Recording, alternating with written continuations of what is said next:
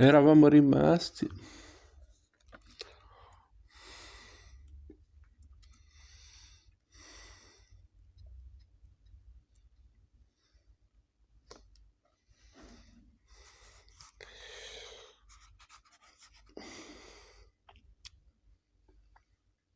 alla domanda hai letto Tizio? Spesso rispondono no e non mi piace. D'altra parte mettiamoci nei loro panni.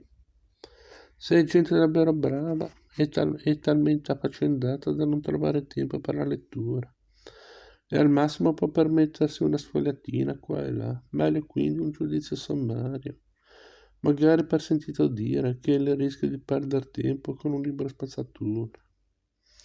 Di tanto in tanto qualcuno lo ammette senza pudore. Una volta in Inghilterra un critico ha dichiarato: non leggo mai un libro prima di recensirlo per non lasciarmi influenzare.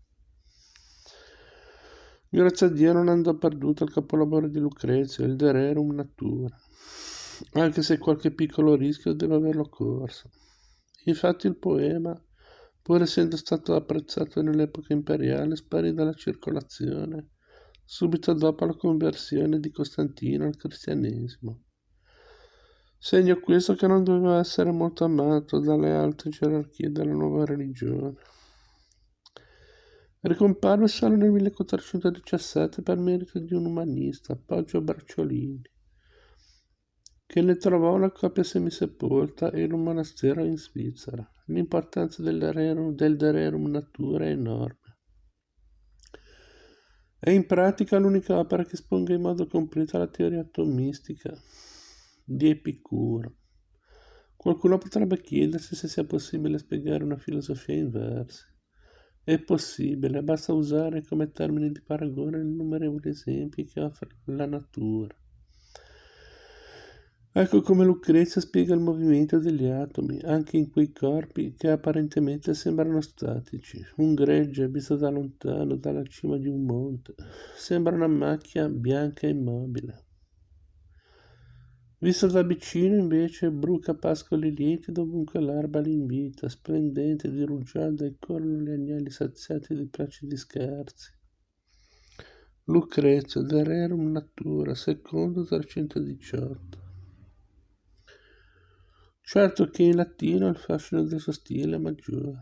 Non c'è confronto fra visto da lontano sembra un intreccio confuso e l'once confusa videntura. Ad ogni modo, italiano o latino che sia, è sempre bello vedere la poesia e la filosofia camminare sotto braccio come due vecchi compagni di scuola.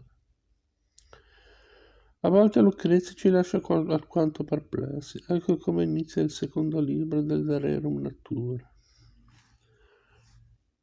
Bello quando sul mare si scontrano i venti e la cupa vastità delle acque si turba. E uno pensa, ma quanto è bravo Lucrezio, che sensibilità poetica, poi legge. Guardare da terra un naufragio lontano e rallegrarsi dello spettacolo dell'altrui rovina. Ma come, è bello assistere a un naufragio? No, Lucrezio non è sadico. No, Lucrezio non è un sadico. Dice così per farci capire che nella vita bisogna sempre guardare a quelli che stanno peggio di noi. Per meglio apprezzare i beni che già si posseggono. E ai suoi tempi di atrocità se ne vedevano moltissime. Basta ricordarsi della guerra civile e dell'insurrezione comandata da Spartaco, con lo spettacolo finale di 6.000 schiavi crocifissi lungo la via Appia. Malgrado la sua saggezza, Lucrezia fece una brutta fine. Una donna perversa, improba Foemina, lo indusse a bere un filtro d'amore per cui impazzita di gelosia si suicidò a soli 44 anni buttandosi su una spada. Epicuro non lo avrebbe giustificato. Capitolo 9. Gli stoici. Affezionato lettore che fin qui mi hai seguito con pazienza e fiducia, sappi che a prescindere dalla tua razza, dal tuo sesso e dal tuo segno astrologico, che consideri tanto importante, se nel fondo del tuo animo o uno stoico o un epicureo, leggi e saprai. Una premessa così non l'ha mai scritta nessuno, ma andrebbe fatta in ogni storia della filosofia, tali e tante sono le differenze caratteriali tra i seguaci delle due scuole. Per capire bene lo stoicismo è necessario confrontarlo continuamente con l'epicureismo, quasi come se l'una dottrina fosse in contrapposizione con l'altra. Il bello è che entrambe le scuole si proponevano di raggiungere gli stessi risultati, vivere con saggezza. L'unica differenza era che per gli epicurei questa saggezza si identificava con il piacere e per gli stoici con il dovere, tutto qui.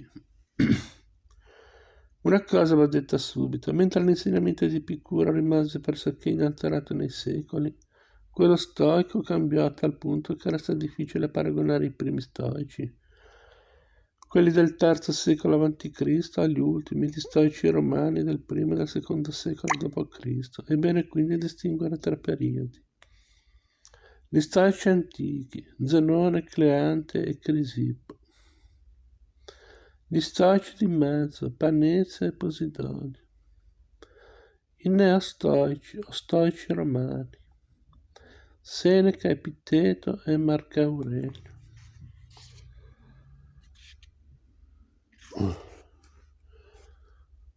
Lo stoicismo antico, Zenone, Cleante e Crisippo. Il primo stoico della nostra storia si chiamava Zenone. Era nato a Cizio, nell'isola di Cipro, nel 333-332 a.C. ed era di razza semitica. Da quanto racconta Diogene Laerzi non doveva essere molto bello. Gracile di costituzione, il collo un po' storto, le gambe grosse, il colorito olivastro. Aveva tutte le ragioni per non essere grato alla natura e aborrire una vita spensierata.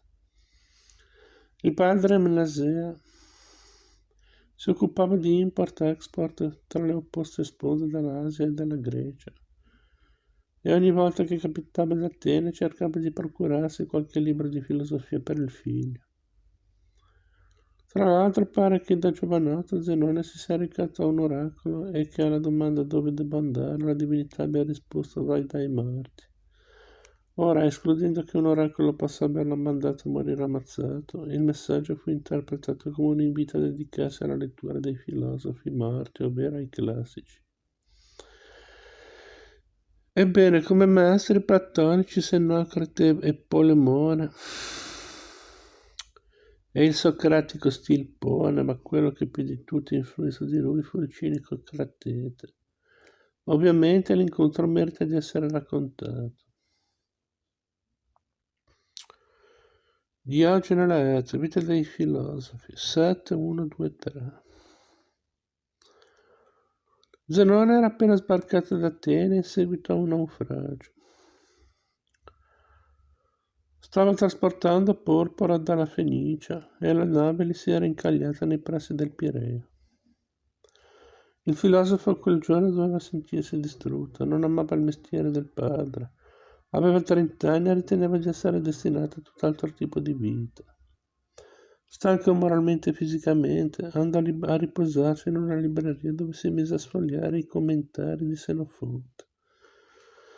Fin dalle prime pagine restò affascinato dalla figura di Socrate, lesse sempre più avidamente finché a un certo punto non poté fare a meno di esclamare: quanto mi piacerebbe conoscere un uomo del genere.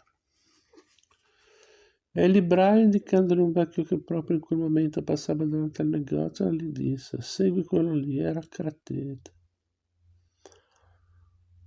Per essere un buon cinico è necessario avere una buona dose di faccia tosta e Zenone era troppo perbenista per averla.